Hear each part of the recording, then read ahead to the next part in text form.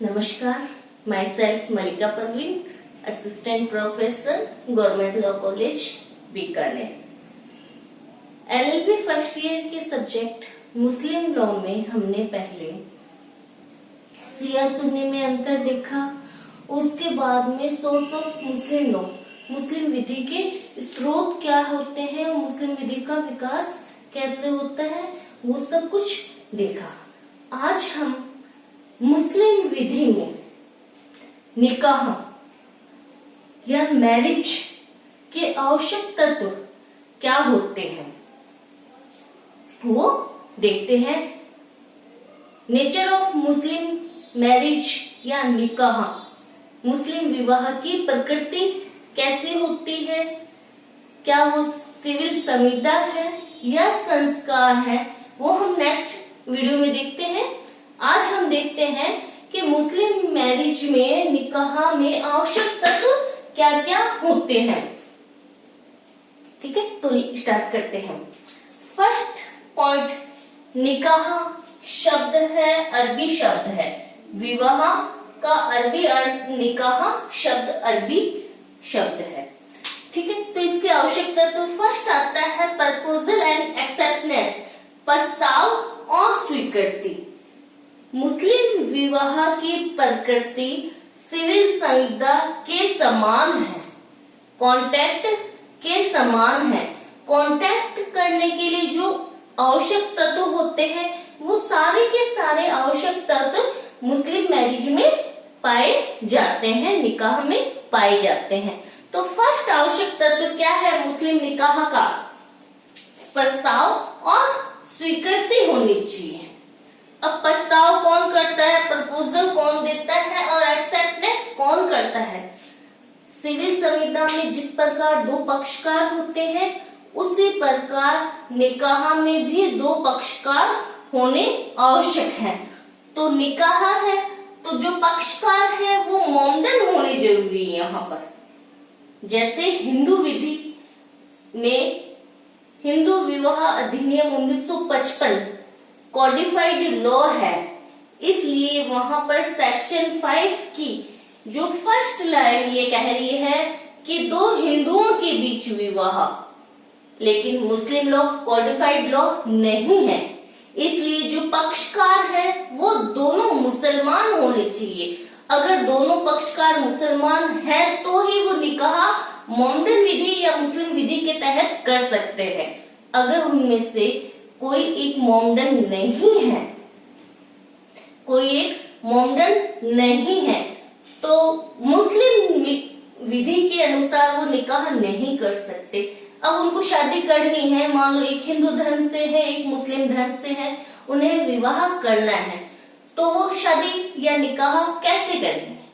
उन्हें special marriage act 1954 के तहत, विशेष विवाह अधिनियम 1954 के तहत विवाह करना होगा।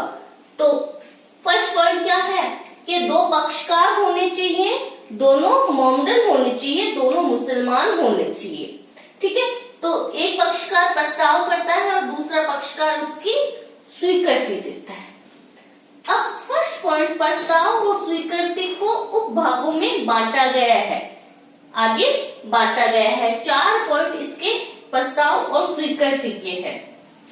फर्स्ट पॉइंट कह रहा है कि पक्षकारों की उपस्थिति, यानी एक पक्षकार जब प्रस्ताव करता है, एक पक्षकार या उसका एजेंट, यानी पक्षकार या उसका एजेंट कोई प्रस्ताव करता है, प्रपोजल देता है, तो दूसरा पक्षकार या उसका एजेंट उस समय उपस्थित होने चाहिए। ऐसा नहीं है कि ए बीकानेर में प्रस्ताव कर रहा है और जिससे मैरिज निकाह होनी है या जिसको प्रपोजल वो भेज रहा है वो बॉम्बे बैठा है, ना कोई टेलीफोन है ना कोई डाक वाहक संचार, कुछ भी नहीं है, सिर्फ वो एक रूम में बैठा है ए और प्रपोजल करता है कि मैं बी से निकाह करना चाहता हूँ। तो क्या ये प्रपोजल कम्युनिकेशन हुआ? प्रपोजल का नहीं हुआ। एक्सेप्टेंस क्यों देगा बी? उसे प्रपोजल का कम्युनिकेशन ही नहीं हुआ, यानी प्रस्ताव की सूचना ही नहीं मिली, तो वो स्वीकृति कैसे कैसे देगा। इसलिए प्रस्ताव और स्वीकृति पक्षकारों के उपस्थिति में होना चाहिए, यानी दोनों पक्षकार या उनके अभिकर्ता एक समय में एक जगह उपस्थित होने चाहिए। ये उपस्थिति क्यों आवश्यक है कि ताकि प्रपोजल और एक्सेप्टेंस यानी प्रस्ताव और स्वीकृति का कम्युनिकेशन हो सके, संवहन हो सके। प्रस्ताव भेजा स्वीकृति देने वाले को, जब उसको सूचना होगी तब वो स्वीकृति देगा और उस स्वीकृति की सूचना प्रपोजल कर्ता को मिलेगी, प्रस्ताव कर्ता को मिलेगी, तभी तो करार बनेगा, तभी तो एग्रीमेंट बनेगा। यानी दोनों पक्षकार एक समय में, एक टाइम में एक जगह उपस्थित होने चाहिए, चाहे वह पक्षकार है चाहे उनके अभिकर्ता है, एक समय में उपस्थित होने चाहिए। जैसे एक रूम में बैठा है और उस बी का अभिकर्ता जिससे प्रस्ताव किया जा रहा है, बी जिससे प्रस्ताव किया जा रहा है, बी का सिर्फ एजेंट ही उस रूम में है और ये प्रस्ताव करता है कि मैं बी से निकाह करना चाहता हूँ, तो बी के अभिकर्ता एजेंट ने सुन लिया, इसलिए दोनों पक्षकार वहां उपस्थित माने जाएंगे, ऐसा निकाह वैध निकाह होगा। ठीक है। और ऐसे ही अगर ए कहता है, एक डाक द्वारा बी को एक संदेशवाहक द्वारा बी को ये सूचना भिजवाता है कि मैं आपसे निकाह करना चाहता हूँ। बी के पास जब वो संदेशवाहक पहुंचता है, बी उस पर स्वीकृति देती है, तो क्या ये दोनों पक्षकार उपस्थित माने गए? हाँ माने गए। क्यों माने गए?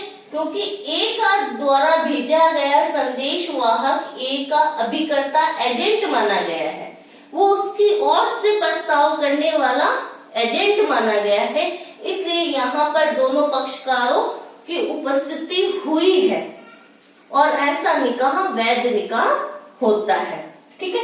नेक्स्ट पॉइंट कि जब प्रस्ताव और स्वीकृति जो की जानी है, ए प्रस्ताव कर रहा है बी को और बी उस पे स्वीकृति देती है, तो दोनों एक बैठक में होनी चाहिए। एक बैठक का मतलब ये है कि जब ए प्रस्ताव करता है और उस प्रस्ताव की सूचना बी को जब मिलती है, कम्युनिकेशन यानी प्रपोजल का कम्युनिकेशन जब पूर्ण होता है, तुरंत उसकी वो स्वीकृति देती है, तो वो एक ही बैठक में होनी चाहिए। ऐसा नहीं है कि एक प्रस्ताव करता है आज की दिनांक में, एक प्रस्ताव करता है, जैसे आज है 17/5 को बी को कहता है कि मैं आपसे निकाह करना चाहता हूँ। बी को कम्युनिकेशन हो गया, प्रस्ताव की सूचना मिल गई, लेकिन बी क्या करता है, बी जो पक्षकार है वो क्या करता है, कोई दूसरे काम में लग जाता है या 3 दिन बाद में उसकी स्वीकृति भेजता है कि हाँ मैं आपसे निकाह कर सकता हूँ। तो यहाँ पर एक बैठक नहीं है। एक बैठक मतलब जैसे ही प्रपोजल की सूचना होती है, प्रस्ताव की सूचना मिलती है, तुरंत उस पर सहमति देनी होती है।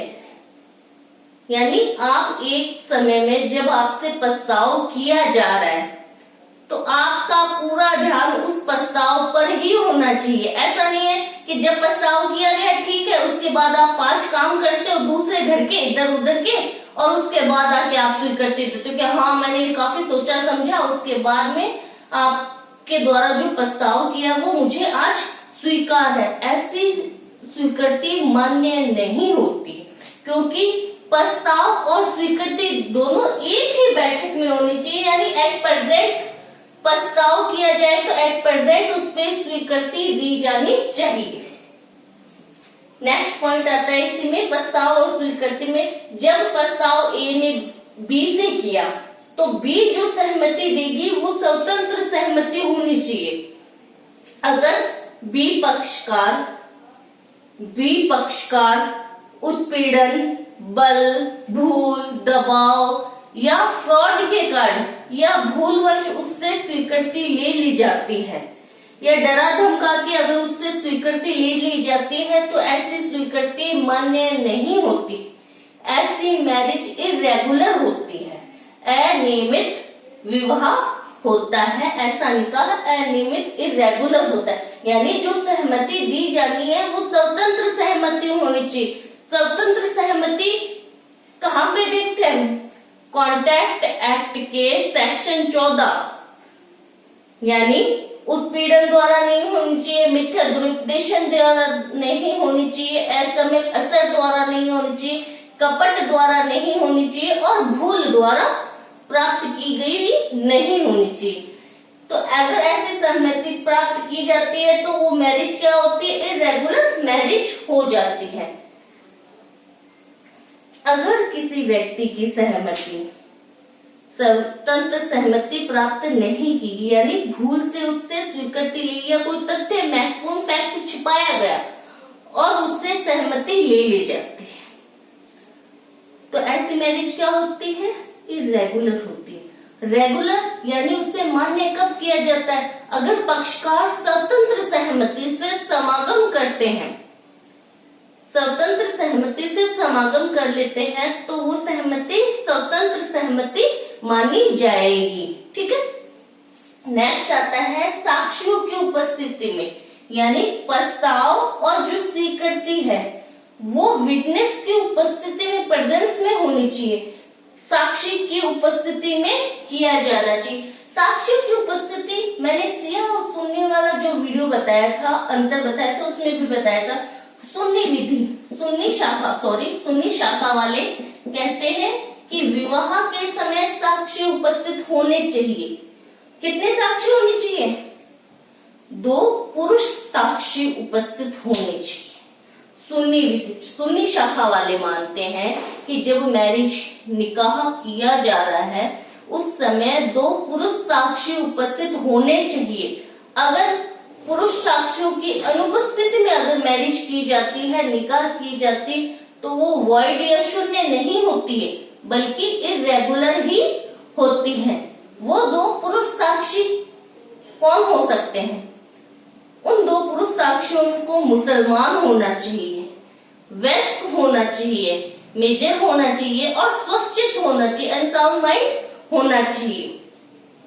अगर 2 पुरुष साक्षी नहीं मिलते हैं, अगर 2 पुरुष साक्षी किसी सुन्नी विधि में शाखा में मैरिज हो रही है और 2 पुरुष साक्षी नहीं मिलते हैं तो 1 पुरुष और 2 महिला, 1 पुरुष और 2 महिला साक्षी की उपस्थिति में विवाह या निकाह किया जाना चाहिए।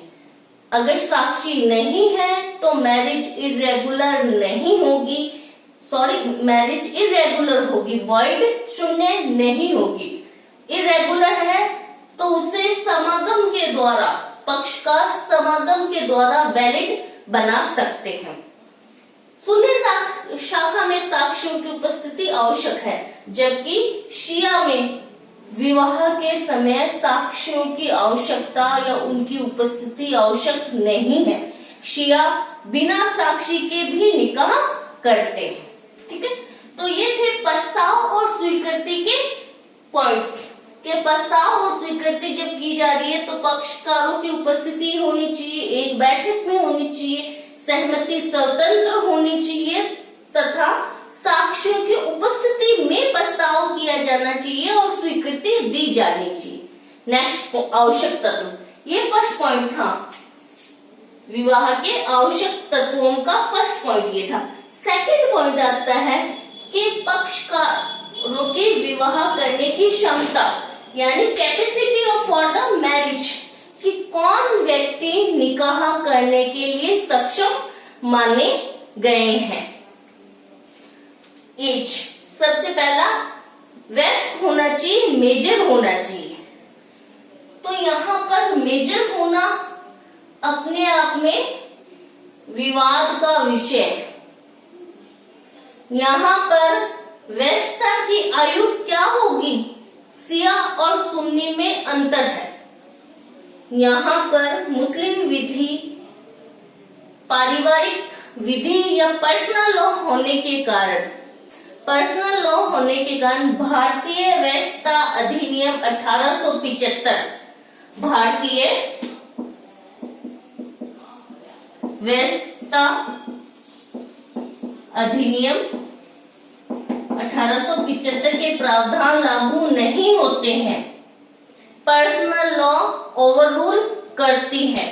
तो यहाँ पे वयस्कता की आयु कितनी होगी?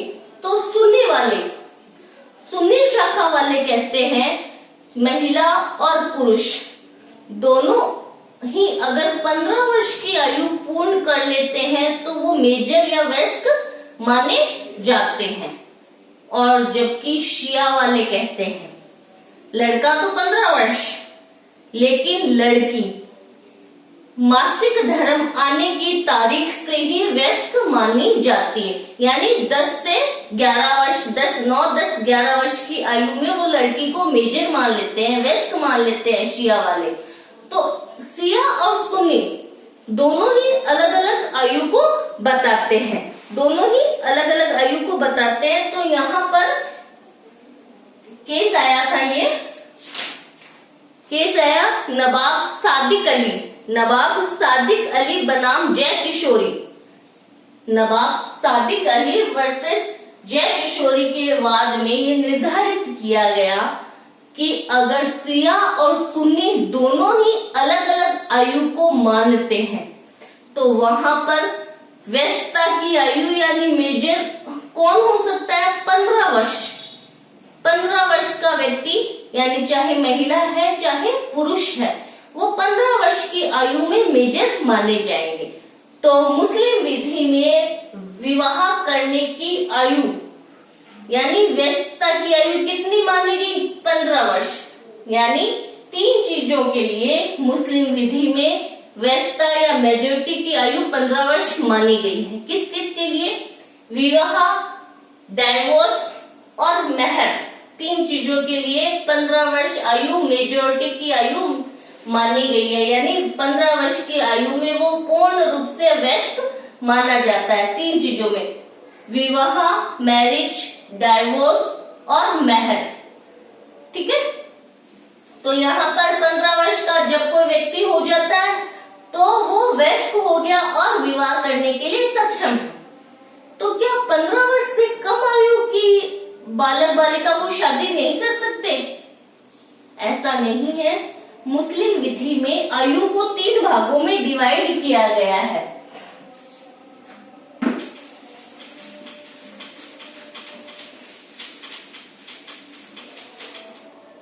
मुस्लिम विधि में आयु को 0 से 7, 7 से 15 और 15 से ऊपर।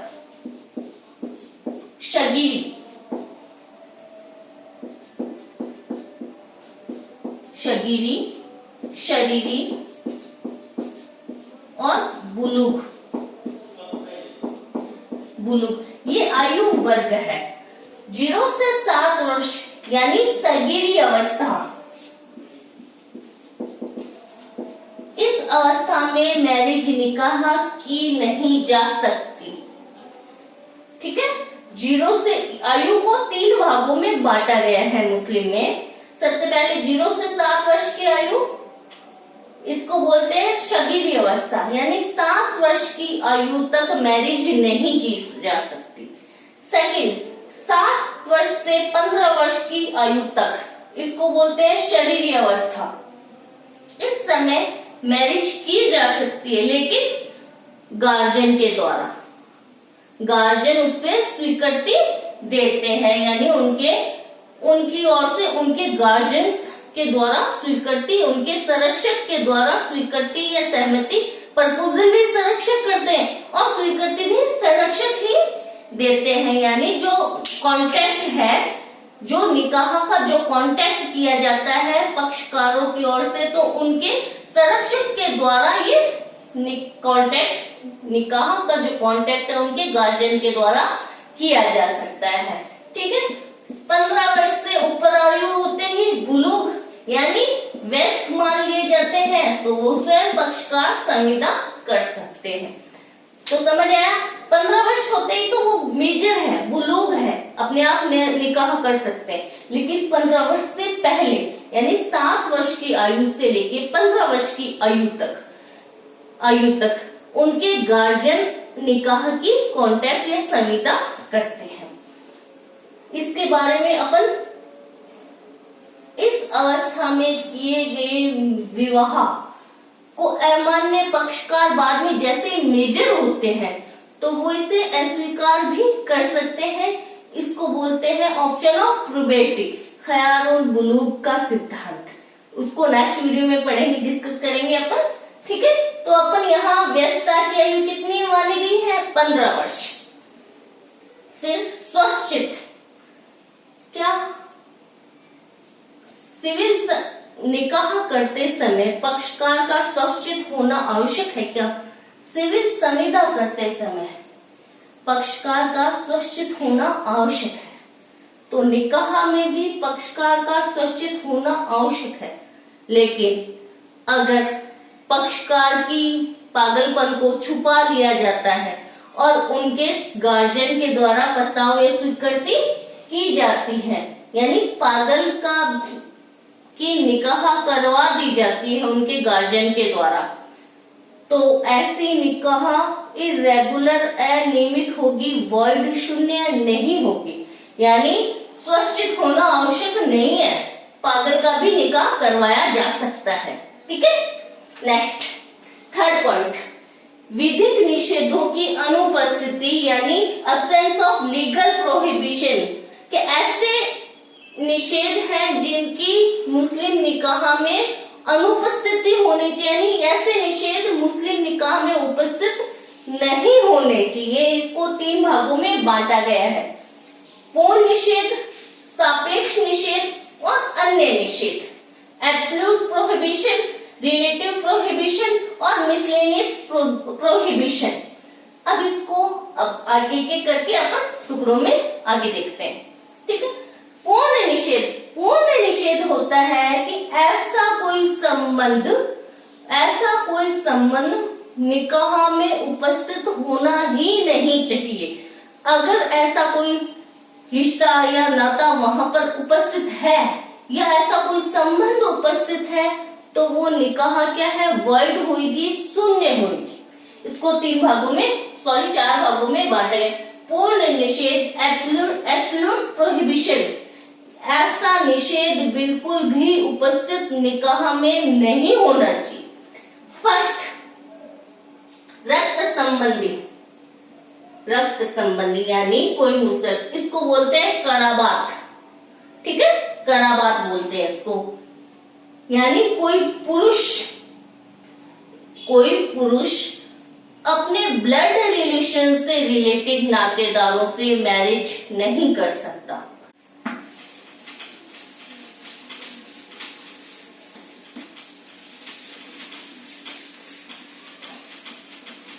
ब्लड रिलेशन यानी एक पुरुष है, मान लो एक पुरुष है, वो अपने ऊपर से किसी भी ऊपर की पीढ़ी में शादी नहीं कर सकता, यानी अपनी माता से, दादी से या उनसे भी ऊपर की महिला से शादी नहीं कर सकता, क्योंकि वो उनसे ब्लड से रिलेशन में है। समझ आया? यानी एक पुरुष अपनी ऊपर की पीढ़ी माता दादी से शादी नहीं कर सकता। सेकंड, एक पुरुष अपनी नीचे की निम्न पीढ़ी की किसी भी महिला से शादी नहीं कर सकता, यानी अपनी बहन से, अपनी पुत्री से, अपनी पौत्री से, ठीक है, इनसे भी वो शादी नहीं कर सकता। नेक्स्ट, वो इसमें अपनी बहन चाहे सगी हो चाहे सौतेली हो वो शादी नहीं कर सकता। अपने भाई की पुत्री से, पौत्री से शादी नहीं कर सकता। अपनी बुआ से, अपनी मासी से वो शादी नहीं कर सकता। यानी ये सब रिश्तेदारी क्या है? उसके रक्त से रिलेटेड नातेदारी है। अगर वो ऐसी शादी करता है, इन रिश्तेदारों में अगर वो मान लो भाई की पुत्री पौत्री से शादी करता है तो ऐसा निकाह वॉइड होगा, शून्य होगा, उस मैरिज या निकाह का कोई प्रभाव इफेक्ट नहीं होगा। रक्त संबंधी, मान लो रक्त संबंधी जो विवाह होता है वो शून्य होते हैं। क्वेश्चन पूछ लिया जाता है कई बार कि कराबात संबंध क्या है, तो रक्त संबंध कराबात संबंध होते हैं, पूर्ण निषेध में आता है। अगर इन कंडीशंस में कोई व्यक्ति शादी करता है, रक्त संबंधी से शादी करता है, वो शादी निकाह शून्य होता है, उसका कोई इफेक्ट नहीं होता। ये रक्त संबंधी थे। अब आता है कि कोई पुरुष विवाह से संबंधित है, उनसे शादी नहीं कर सकता। जैसे कोई पुरुष अपनी पत्नी की ऊपर की पीढ़ी में शादी नहीं कर सकता, यानी पत्नी की माता दादी से शादी नहीं कर सकता। कोई पुरुष अपनी पत्नी की ऊपर की पीढ़ी, चाहे उसकी माता हो चाहे उसकी दादी हो, उससे शादी नहीं कर सकता। नेक्स्ट, कोई पुरुष अपनी पत्नी की निम्न पीढ़ी यानी अपनी पत्नी की पुत्री पौत्री से शादी नहीं कर सकता। और ऐसे ही आता है इसमें, कोई व्यक्ति अपने पूर्वजों की पत्नी से शादी नहीं कर सकता, यानी अपनी माता दादी पूर्वज पिता दादा हुए, उनकी पत्नी से शादी नहीं कर सकता। कोई पुरुष अपने निम्न जन यानी पुत्र पौत्र की पत्नी से शादी नहीं कर सकता, यानी अपनी बहू पौत्र बहू से शादी नहीं कर सकता। अगर कोई ऐसी शादी करता है, समझ आया, फर्स्ट था अपनी पत्नी की ऊपर की पीढ़ी, अब सेकंड आता है पत्नी की निम्न पीढ़ी यानी पुत्री पौत्री। थर्ड आता है कोई पुरुष अपने पूर्वजों की पत्नी, अपने पूर्वज यानी अपने पूर्वजों यानी अपने पिता दादा की पत्नी से विवाह नहीं कर सकता। नेक्स्ट इसमें आता है कोई पूर्वज अपने निम्न जनों की पत्नी से, निम्न जन यानी पुत्र पौत्र की पत्नी से शादी नहीं कर सकता। समझ आया? विवाह संबंधी, ये सब विवाह से रिलेटेड उसके नातेदार हैं, यानी इनमें अगर वो शादी करता है या निकाह करता है तो निकाह वॉइड होगा, उसका कोई इफेक्ट नहीं पड़ता। इसको बोलते हैं मुशारत। क्वेश्चन पूछ लिया जाता है, 2 नंबर के क्वेश्चन में पूछ लिया जाता है कि मुशारत संबंध क्या है, तो पूर्ण निषेध में आता है और विवाह संबंधी जो निषेध है वो मुशारत होते हैं। मैंने कहा कि कोई पुरुष अपनी पत्नी की पुत्री पौत्री से शादी नहीं कर सकता, अगर करता है तो वो शून्य होता है, लेकिन इसका एक अपवाद भी है। इसका एक अपवाद मैंने इधर लिखा कि अब पत्नी की पुत्री से शादी कर सकता है, तो पत्नी की पुत्री क्या उसकी पुत्री नहीं है वो? हाँ, वो उसकी पुत्री नहीं है। जैसे एग्जाम्पल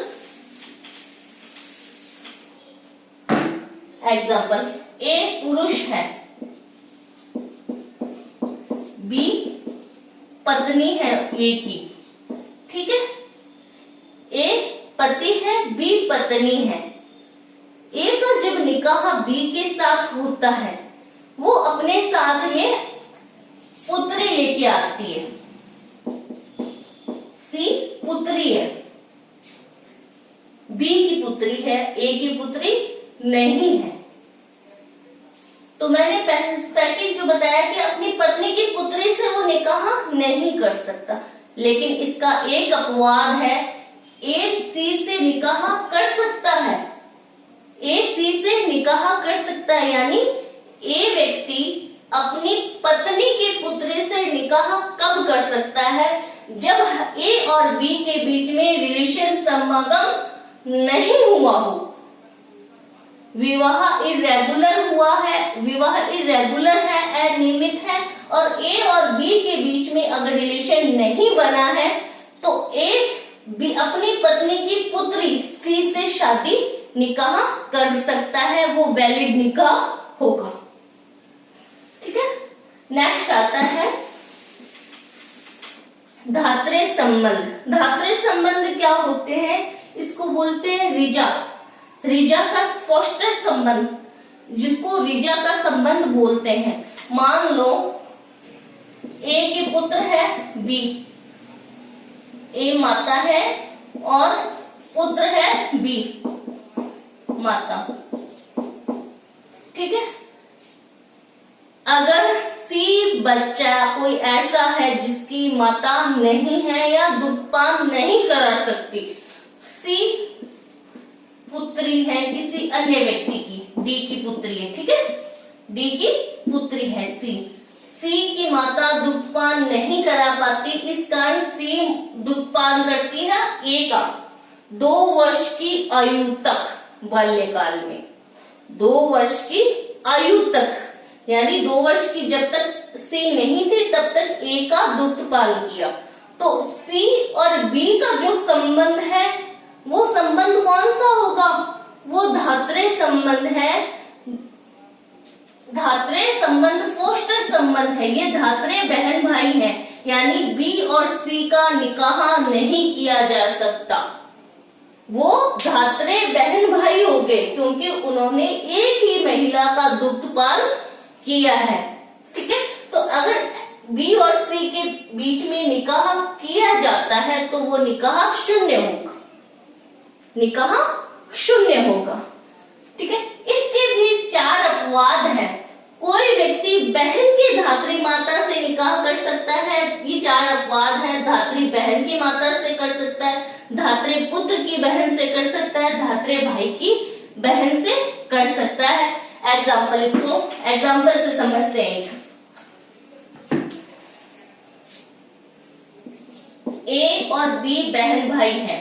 ए और बी दोनों बहन भाई है। ए भाई है और बी बहन है। ठीक है, बी ने अगर सी का दुग्ध पान किया है, ठीक है, दुग्ध पान किया है, और सी के कोई अन्य बेटी भी है, पुत्री है, सी की पुत्री डी है, तो धात्री बहन कौन, बहन भाई कौन हुए? धात्री बहन भाई कौन हुए? बी और डी हो गए, बी और डी हो गए। तो अब बी और डी धात्री बहन की भाई से या माता से निकाह किया जा सकता है। यानी इन दो के बीच में अगर ये मेल और फीमेल होते तो इनके बीच में तो नहीं हो सकता, लेकिन ए और सी के बीच में निकाह किया जा सकता है। ठीक है,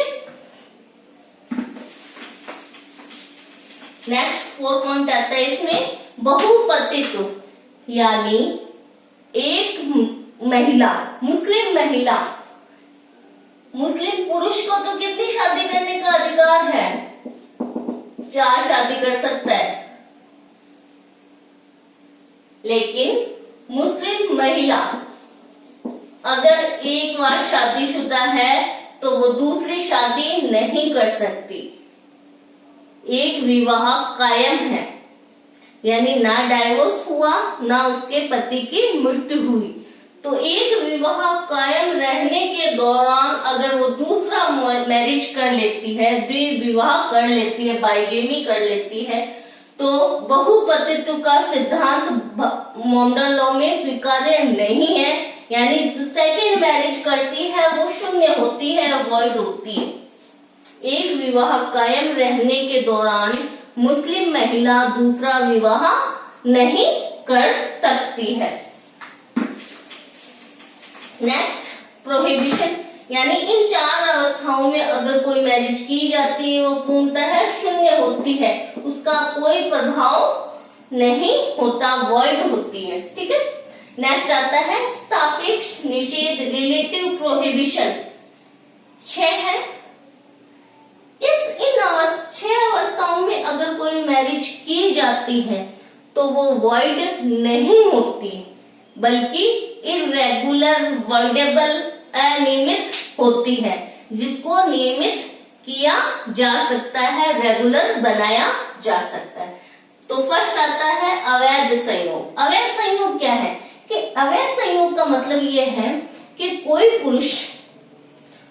पुरुष एक समय में दो ऐसी महिलाओं से शादी नहीं कर सकता जो रक्त विवाह या धात्रे संबंधी हो, जो रक्त विवाह या धात्रे संबंधी हो। एग्जाम्पल, एक पुरुष है, वो बी और सी दोनों सगी बहनें हैं, उनसे एक साथ में शादी नहीं कर सकता। चाची भतीजी से एक साथ में शादी नहीं कर सकता। अगर मान लो बी से शादी हुई हुई है बहन से, सी की बहन है बी, उससे शादी ए की हुई हुई है, अब ये चाहता है कि मैं सी से भी शादी कर लूं।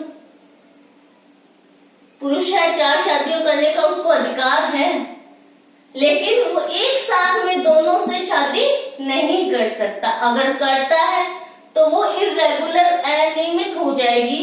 उसे रेगुलर बनाने के लिए उसे उनमें से किसी एक को डाइवोर्स, तलाक देना होगा। ठीक है। शिया विधि इसका अपवाद बताती है। सुनने में तो कहा कि कोई भी पुरुष 2 ऐसी महिलाओं से एक समय में एक साथ शादी नहीं कर सकता जो रक्त विवाह या धात्रे संबंधी। शिया विधि एक अपवाद बताती है। इसमें शिया शाखा कहती है कि कोई पुरुष अपनी पत्नी की भुआ से शादी कर सकता एक समय में, यानी भुआ और भतीजी दोनों ही एक साथ में एक पुरुष की पत्नियां हो सकती है। शिया विधि इस अपवाद को मान्यता प्रदान करती है। नेक्स्ट आता है बहुविवाह। जैसा कि मैंने बताया कि मेल और फीमेल में मुस्लिम विधि में अंतर है। मेल को तो 4 शादी करने का अधिकार है, बहुविवाह, लेकिन मान लो वो 4 में ही रुकता नहीं है, कहता है 5 शादी करनी है या 6 शादी करनी है। तो अगर वो 4 पत्नियां तो ऑलरेडी है उसके, 4 के बाद में वो 5वीं निकाह कर लेता, 5वीं महिला से निकाह करता है, तो वो 5वां निकाह क्या होगा? अनियमित होगा, इर्रेगुलर होगा। उस निकाह को रेगुलर कब बनाया जाएगा? बहुविवाह का निषेध है। कहता है कि मुस्लिम विधि ये कहती है बहुविवाह नहीं करना चाहिए, यानी 4 विवाह की परमिशन दे रही है। फिर भी कहता है अगर कोई पुरुष 5वां निकाह करता है तो वो 5वीं मैरिज क्या हो जाएगी? निकाह इर्रेगुलर होगी। उसको रेगुलर करने के लिए उन 4 में से, पहले 4 में से किसी एक को डाइवोर्स देना होगा। नेक्स्ट, साक्ष्यों की अनुपस्थिति। जैसा कि मैंने बताया प्रस्ताव और स्वीकृति में कि मुस्लिम विधि में सुन्नी शाखा में विवाह के समय साक्ष्य उपस्थित होने चाहिए। अगर साक्ष्य उपस्थित नहीं है तो मैरिज शून्य, वॉइड नहीं होती है, बल्कि इर्रेगुलर हो जाती है। नेक्स्ट, धर्म की भिन्नता। धर्म की भिन्नता को समझते हैं अपन।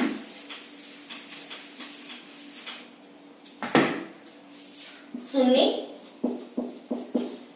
पुरुष किस किस से शादी कर सकता है? मुस्लिम पुरुष है, ठीक है। सुन्नी मुस्लिम पुरुष मुस्लिम महिला से शादी कर सकता है, किताबिया महिला से शादी कर सकता है, ठीक है। लेकिन किस से नहीं कर सकता? अग्नि पूजक, मूर्ति पूजक, यानी गैर मुसलमान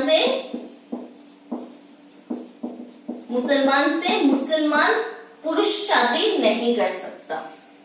और अगर वो मुसलमान पुरुष किसी अग्नि पूजक महिला से या मूर्ति पूजक महिला से उसने शादी कर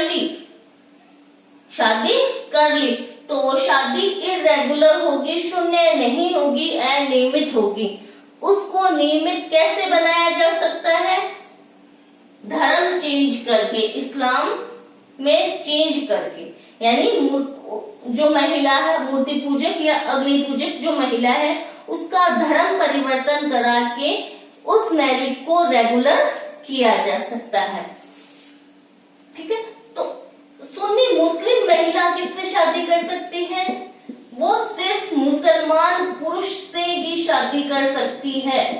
उसके अलावा वो किताब या अग्नि पूजक, मूर्ति पूजक किसी से भी शादी नहीं कर सकती है।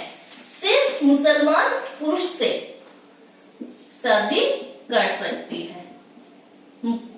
समझ आया? सुन्नी विधि में मुस्लिम पुरुष तो मुस्लिम महिला और किताबिया महिला से शादी कर सकता है, लेकिन अग्नि पूजक, मूर्ति पूजक से नहीं कर सकता। सुन्नी महिला सिर्फ मुसलमान पुरुष से ही शादी कर सकती है, गैर मुस्लिम से शादी नहीं कर सकती, किताबिया महिला से शादी नहीं कर सकती। सॉरी, किताबिया पुरुष से शादी नहीं कर सकती। ये थे सुन्नी। अगर शिया विधि में, शिया शाखा में देखें तो शिया में चाहे पुरुष है चाहे महिला है, वो सिर्फ मुस्लिम महिला या पुरुष से ही शादी कर सकते हैं, गैर मुस्लिम से शादी नहीं कर सकते। ठीक है, अगर धर्म की भिन्नता में अगर कोई शादी की जाती है तो वो इरेगुलर होगी, शून्य नहीं होगी। ऐसे ही इद्दत की अवस्था में शादी की जाती है, निकाह की जाती है, तो वो निकाह क्या मानी जाएगी? इरेगुलर मानी जाएगी। इद्दत क्या होता है उसको आगे हम, इद्दत प्रतीक्षा काल की अवधि है जो पति की मृत्यु पर तो 4 महीने 10 दिन है और तलाक की अवस्था में 3 महीने है, यानी ये महिला को बिताने होती है। ये प्रतीक्षा काल की अवधि है। इस इद्दत की अवधि के दौरान पक्षकार मैरिज नहीं कर सकते, और अगर कर लेते हैं तो वो इरेगुलर मानी जाती। जैसे ए ने बी को डाइवोर्स दे दिया, बी अब 3 महीने तक क्या है? इद्दत, 3 माह तक इद्दत की अवस्था में है, तो ना ही महिला शादी करेगी 3 महीने तक, ना ही पुरुष करेगा। लेकिन पुरुष को जल्दी थी, उसने शादी कर ली 1 महीने बाद ही, 1 माह बाद ही शादी कर लेता है, तो ऐसे मैरिज क्या मानी जाएगी? इरेगुलर मानी जाएगी। जैसे ही 3 महीने पूरे होंगे वो रेगुलर हो जाती है। नेक्स्ट, तलाक के कारण निषेध। तलाक के कारण निषेध को समझने के लिए, जैसे ए और बी हस्बैंड वाइफ थे, ठीक है, हस्बैंड वाइफ थे, ए पति है और बी पत्नी है। ए ने तलाक दे दिया अपनी पत्नी को, चाहे हंसी में दिया, नशे में दिया, दबाव में दिया, मजाक में दिया, उसने तलाक दे दिया अपनी पत्नी को। अब आपस में वापस मैरिज करना चाहते हैं, वापस निकाह करना चाहते हैं, तो ऐसे निकाह नहीं की जा सकती। अगर कर ली जाती है तो वो अनियमित होती है। उसको नियमित बनाने की एक प्रोसीजर है, वो है हलाला। हलाला क्या होता है? यानी ए और बी पहले हस्बैंड वाइफ थे, बी को डाइवोर्स दे दिया गया, तलाक दे दिया गया, तो वापस वो रीमैरिज, दोनों पक्ष का रीमैरिज नहीं कर सकते जब तक बी हलाला की प्रोसीजर को फॉलो नहीं करती। क्या होती है हलाला की प्रोसीजर? हलाला की प्रोसीजर ये है कि जैसे ही ए डाइवोर्स देता है, 3 माह उसको क्या है? इद्दत बितानी होगी। 3 माह इद्दत के बाद में उसको अन्य व्यक्ति, अन्य पुरुष से निकाह करना होगा। उस अन्य पुरुष के साथ में उसे समागम भी करना होगा। उसके बाद में उससे तलाक लेना होगा, फिर इद्दत बितानी होगी। अब जब यहाँ इद्दत की अवस्था खत्म होती है तो हलाला की प्रोसीजर पूरी होती है। उसके बाद में ए और बी वापस रीमैरिज कर सकते हैं। अगर इस पूरी प्रोसीजर को फॉलो किए बिना ही ए बी वापस रीमैरिज कर लेते हैं तो वो इरेगुलर होगी, शून्य नहीं। ऐसी मैरिज इरेगुलर मानी जाएगी। ठीक है,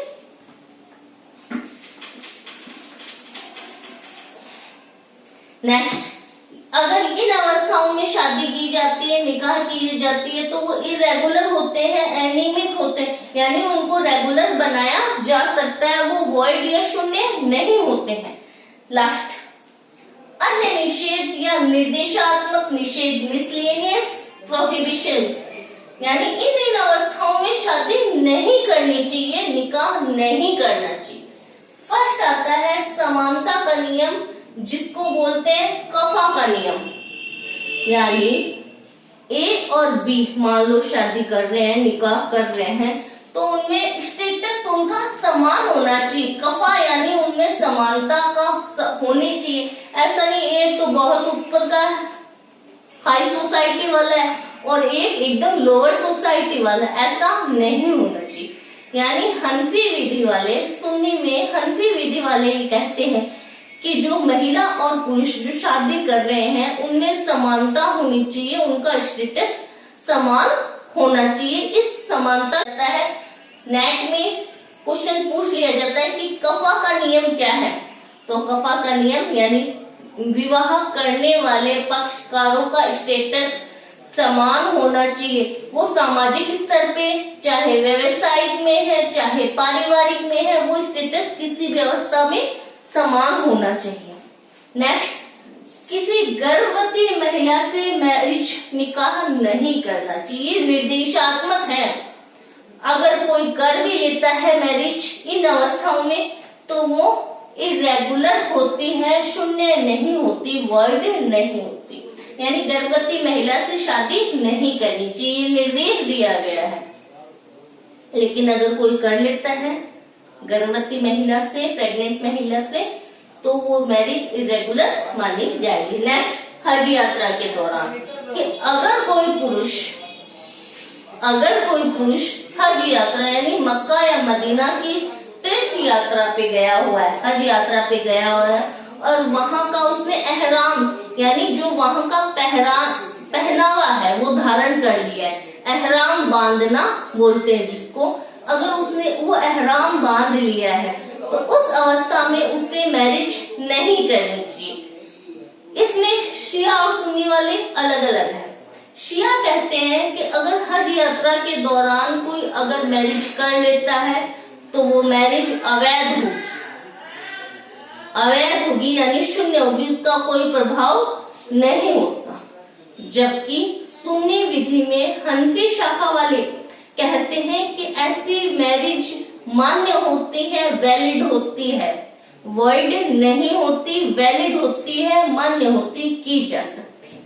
नेक्स्ट आता है लास्ट, मृत्युशैया पर विवाह, यानी कोई व्यक्ति ऐसे रोगी से विवाह नहीं कर सकता जो ऐसे मर्ज है उसे, यानी ऐसी कोई बीमारी है जिससे के कारण उसे लगता है कि मेरी मृत्यु आसन संकट यानी मेरी मृत्यु होने ही वाली है, यानी मृत्युशैया पर किसी व्यक्ति को, किसी रोगी को शादी निकाह नहीं करना चाहिए।